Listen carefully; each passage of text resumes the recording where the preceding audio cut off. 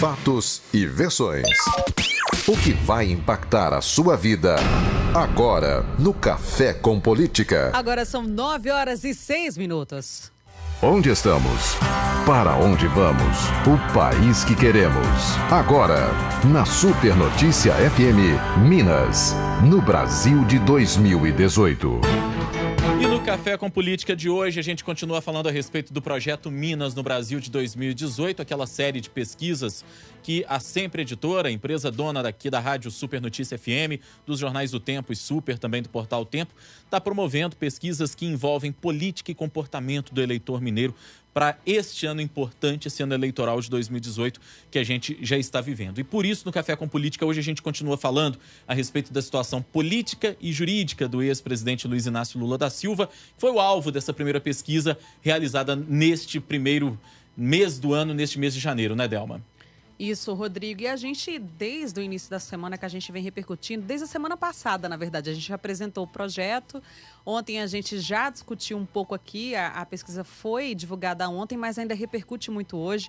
E a gente está recebendo aqui o advogado eleitoral Renato Galupo e também o cientista social Carlos Magno Dias, que a gente vai conversar dos dois pontos de vista, né, Rodrigo? A gente vai tentar explicar para o nosso ouvinte, deixar o nosso ouvinte informado do ponto de vista jurídico, né, essa situação do presidente Lula, do ex-presidente Lula, perdão, e também o porquê dele estar à frente das pesquisas, apesar dele estar passando por tudo isso, com o cientista social, que é o Carlos. Muito bom dia, obrigada por vocês terem atendido aqui o nosso convite.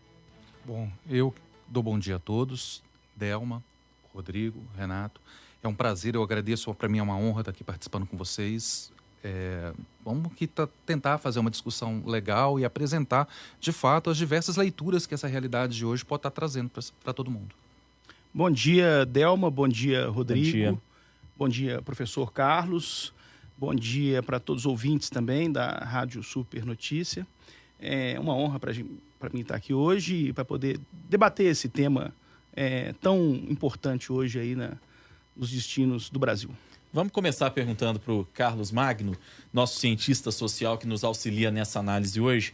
De maneira geral, Carlos Magno, a gente teve essa pesquisa que mostrou que 2/3 dos mineiros hoje apoiam a condenação de Lula na Lava Jato e a prisão dele, que foi aumentada até para 12 anos e 1 mês no julgamento do recurso no TRF4 em Porto Alegre. Que tipo de avaliação, enquanto cientista social, dá para fazer a respeito disso? Se de um lado a gente tem um candidato que lidera todas as pesquisas, mas por outro a gente tem um candidato que é também muito rejeitado, afinal, se 2/3 aí aprovam a condenação, aprovam essa pena, mostra também uma rejeição a ele. De fato, o Lula é o candidato que ainda apresenta a maior rejeição. Mas as pesquisas de intenção de voto eleitoral, elas têm demonstrado uma redução dessa rejeição ao longo do tempo. Né? Há alguns analistas que comentam que quanto mais ele apanha, mais ele cresce eleitoralmente. Bom, primeiro que eu acho que o eleitor, o cidadão, ainda não está vendo a eleição na frente. Essa é a primeira coisa. A eleição está muito longe. Estar à frente de pesquisa não quer dizer nada. O próprio Lula esteve à frente de pesquisa em 89, 94, 98, né? E não levou nenhuma. Agora, por outro lado também, a opinião imediata a respeito da condenação ou não, ela reflete muito um estado emocional.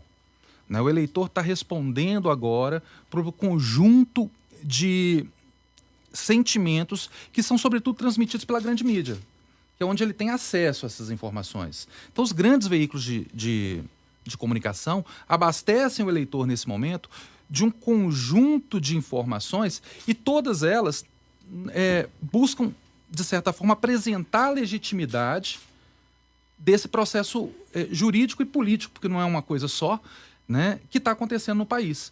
Então, se você tem, por um lado, o eleitor que ainda não enxerga as eleições, você tem, por outro, um que só está vendo um lado da história. A outra parte da história ainda não está sendo contada.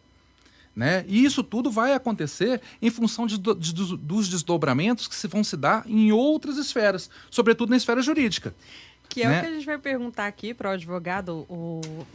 o Renato Galupo, que é advogado eleitoral, exatamente sobre essa legitimidade, professor, que o senhor falava agora há pouco do processo. Porque eu acho que o eleitor ele fica mais em dúvida, a população como um todo, é como o Lula, condenado, né, em primeira e segunda instância.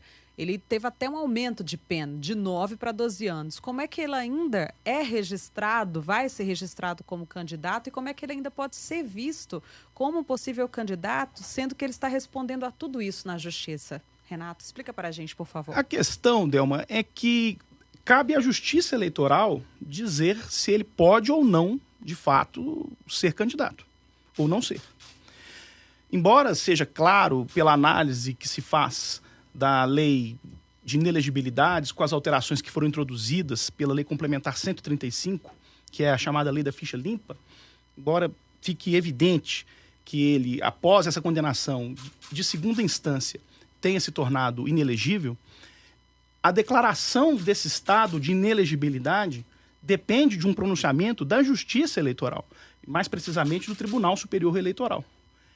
Não há como impedir o PT de registrar, de pedir o registro da candidatura do Lula. E a lei assegura ao candidato que está com o registro subjúdice a participação no processo eleitoral, de forma que ele pode participar, desenvolver todos os atos de campanha, inclusive com acesso à propaganda eleitoral no rádio e na televisão. Ele pode também, agora com o fundo eleitoral, receber e fazer as despesas de campanha com o fundo eleitoral, e o seu nome vai estar na urna eletrônica. Agora, a validade dos votos que ele receber fica condicionada ao deferimento do registro da candidatura, o que vai depender, no meu ponto de vista, de obtenção de uma liminar que suspenda esta inelegibilidade derivada dessa condenação que ele sofreu na semana passada. Essa é uma possibilidade que pode, inclusive, ocorrer até a data da diplomação, que é em dezembro. Se até aquele momento houve um tempo em que se exigia que essa liminar fosse obtida até a data do registro da candidatura. Hoje, há vários precedentes do TSE admitindo que essa liminar seja obtida até a data da diplomação. Se ele obtiver uma liminar, seja no Superior Tribunal de Justiça, seja no Supremo Tribunal Federal, suspendendo os efeitos da condenação do Tribunal Regional Federal de Porto Alegre, aí sim os votos que ele eventualmente obtiver serão considerados válidos. Na sua opinião, Galupo, o TSE pode agilizar esse processo para evitar até essa instabilidade política e jurídica até a eleição? Pode. E acredito até que até meados de setembro o pedido de registro deles terá sido julgado no TSE. A questão é que, ainda assim, haverá a possibilidade de recorrer ao Supremo Tribunal Federal da decisão do TSE.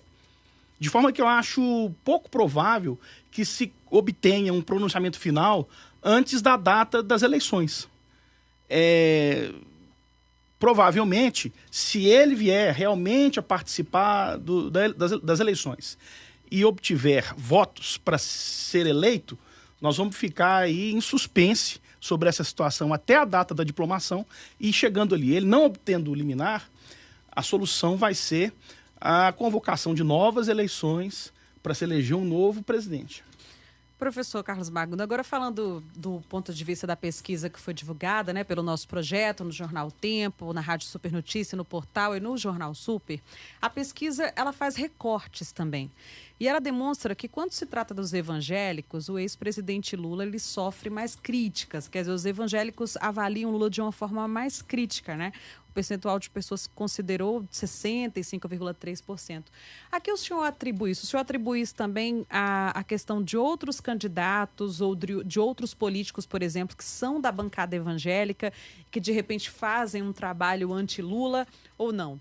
A que o senhor atribui esse recorte que a pesquisa está demonstrando aqui? Pois essa questão da bancada evangélica é uma questão que merece a gente debruçar um pouco mais de estudo sobre ela. Porque a bancada evangélica, diferente da bancada católica, ela é muito mais dispersa. E nosso país hoje, ele é governado, do ponto de vista parlamentar, por um segmento político que chama Centrão. Esse Centrão, ele é caracterizado, sobretudo, pela falta de uma identidade ideológica. Essa pulverização é um troca-troca. E conseguir apoio dessa bancada evangélica não é difícil. Isso envolve concessão de rádio, concessão de canal de televisão, coisa que a caneta de quem está no poder ajuda muito. Somado a isso, as pautas mais progressistas de setores do PT afastam essa bancada evangélica de qualquer diálogo. Né? Questão sobre a concepção de família, né? Sobre o desenho de família, sobre a própria questão do aborto, a situação da mulher, e algumas outras coisas desse tipo. Então, você tem uma série de fatores. E esses fatores eles vão ficando mais explícitos na medida em que esses eleitos das bancadas evangélicas eles têm uma penetração maior, porque, afinal de contas, são pastores. Então, eles continuam com o trabalho evangelizador deles. Então, é um trabalho evangelizador e político junto às suas bases o tempo todo. E isso faz toda a diferença. Só para embasar mais ainda do que o senhor está falando, professor, vou só dar o dado correto da pesquisa, Rodrigo. A pesquisa apontou o seguinte, que o percentual de pessoas que consideram justa a condenação do ex-presidente Lula era de 65,3%, mas quando é feito o recorte, o posicionamento dos evangélicos salta para 75% de pessoas que são a favor da condenação dele, entre os católicos, 62,9% e outras religiões, 62,6%. Então, realmente, os evangélicos chegam a 75%. É importante a gente também dizer que o PT tem uma forte penetração da Igreja Católica. Né? O PT tem sua fundação na Igreja Católica. Tá? Então, assim, isso é muito importante. O PT tem lideranças da Igreja Católica que são deputados do partido, que ocupam cargos importantes, que disputam as eleições dentro da própria Igreja Católica. Não necessariamente os clérigos, mas pessoas muito ligadas. Então, assim, esse é um outro fator que merece o destaque. Professor Carlos Magno, a gente recebeu aqui na sexta-feira passada o Paulo Vasconcelos, que é um especialista em marketing eleitoral, e ao comentar essa situação do ex-presidente Lula, ele falou que no lugar do PT manteria Lula como candidato para o nome aparecer na urna, até como o Galupo citou agora há pouco, explicando essa questão jurídica, porque, na opinião dele, do ponto de vista do marketing político, não se tira do jogo um candidato que hoje é líder das pesquisas. Na opinião do senhor, enquanto cientista social, essa estratégia do PT, até de não apresentar um plano B e de insistir na tese Lula, mesmo com ele condenado, com possibilidade até de ser preso, é uma possibilidade real, é a estratégia mais acertada? Bom, a gente tem que entender a posição do PT. O PT tem outro candidato? Não construiu. Não. O PT nunca conseguiu fazer uma liderança de fato que fosse além do ex-presidente Lula. A Dilma foi construída, né? Sim, e foi construída de véspera, para não dar tempo de ser desconstruída. É verdade. Né? É verdade. Né? E tanto que a oposição ao governo dela era uma oposição de desconstrução da própria liderança da Dilma. Claro. Não precisava fazer oposição à política, até porque eles não conseguiam. A oposição ao governo Dilma não conseguia fazer oposição política, conseguia fazer uma oposição à Dilma, pela própria inabilidade dela. Agora, o PT não tem outra alternativa. Né? O que a gente tem que tomar cuidado é que se o nome do Lula vai para a urna e ele leva essa eleição, nós temos um problema de legitimidade que transcende a legitimidade da legalidade, né? De legitimidade social e política. Podemos ter uma convulsão social. Não digo com a convulsão social, mas numa sociedade em que a grande maioria da população não confia nas suas instituições, né? Se você ter, de novo, uma eleição cujo resultado das urnas não é respaldado por essas instituições, pode agravar ainda mais os problemas que nós vamos enfrentando. Hoje, pode, sei lá, não sei se a pesquisa vai tratar disso, mas se a gente medir a confiança que o cidadão comum, sobretudo as classes mais populares, tem no judiciário, provavelmente nenhuma. Tem no legislativo? Nenhuma. No executivo? Nenhuma. Na polícia? Nenhuma. Então, o que é que vai sobrando aí? Vai sobrando algumas instituições que não aparecem nunca, que são perigosas para a gente poder conversar sobre o protagonismo delas numa cena social e política. Renato, agora uma dúvida sobre a questão da lei da ficha limpa, né? Agora há pouco o senhor falava sobre a questão que a lei ela permite que o PT continue deixando o ex-presidente Lula como candidato e até coloque a foto dele lá na cédula. Quando o Tribunal Superior Eleitoral for tomar essa decisão relacionada se ele pode ser candidato ou não, qual vai ser o peso da lei da ficha limpa nessa questão? É fundamental. Na verdade, o que torna o ex-presidente Lula inelegível é exatamente a condenação por um órgão colegiado, conforme prevê a lei da ficha limpa. O senhor acha que a prisão dele é uma questão de tempo para que aconteça como alguns especialistas estão apontando? Acho que é provável, né? Embora esteja hoje em discussão, já se aventa a possibilidade do Supremo Tribunal Federal rediscutir a questão da prisão após a condenação em segunda instância. Isso ainda não está muito claro, mas já há um indicativo de que o ministro Gilmar Mendes, que havia se posicionado pela execução após a prisão em segunda instância, esteja agora mudando de ideia e encampando a posição do ministro Dias Toffoli, que é o entendimento de que é necessário aguardar pelo menos o julgamento no Superior Tribunal de Justiça. Há uma coisa que é preciso ser considerado pela defesa do ex-presidente Lula, é que a lei da ficha limpa prevê que, na hipótese de se obter a liminar suspendendo os efeitos da condenação de segunda instância, o processo, o recurso lá no Superior Tribunal de Justiça passa a tramitar em regime de prioridade. O que significa que ele será julgado no Superior Tribunal de Justiça em um tempo muito menor do que seria se não fosse por esse motivo.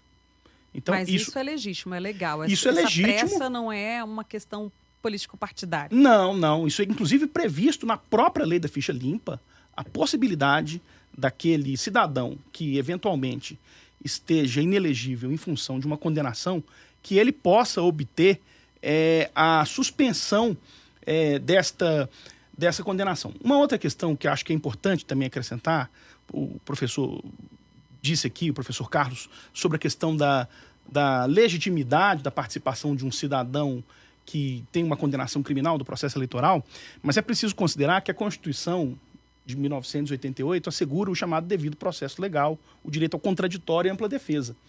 E vejam bem, a decisão do Tribunal Regional Federal, embora ela seja geradora da inelegibilidade, não é o tribunal que decide que ele de fato está inelegível. Essa, eu já disse há pouco tempo atrás, essa é uma decisão da Justiça Eleitoral, no caso do Tribunal Superior Eleitoral. É ele que vai verificar se aquela decisão, de fato, se aquela condenação se enquadra nos termos da lei da ficha limpa. Enquanto ele não decide isso, tem o ex-presidente Lula o direito de se defender, o direito ao chamado contraditório, o direito à ampla defesa, e que é o direito de eventualmente discutir a sua condenação e dizer, é muito comum isso, olha, meu caso não se enquadra, ou enfim, obtivam liminar. São várias as questões que podem ser discutidas nesse processo de registro de candidatura. Uma pena que o tempo passa rápido e o tempo no rádio é absolutamente finito, porque o debate está muito bom, está muito produtivo, mas a gente tem que encerrar o nosso Café com Política. Eu quero agradecer a presença do advogado especialista em direito eleitoral, Renato Galupo. Foi um prazer recebê-lo aqui, muito obrigado. Prazer foi meu. E o cientista social, Carlos Magno Dias. Muito obrigado, professor, por nos atender aqui hoje. Eu que agradeço a oportunidade. E já estão convidados, né, Delma, para outros debates que a gente vai ter dentro desse projeto Minas no Brasil de 2018. Já se sintam convidados para outras repercussões e outras análises por aqui, será um prazer, junto do ouvinte da Super. Estou à disposição. Muito obrigado. Muito obrigada pela colaboração, ao advogado Renato Galupo e também ao professor Carlos Magno. Muito obrigada e a gente espera vocês aqui numa próxima oportunidade.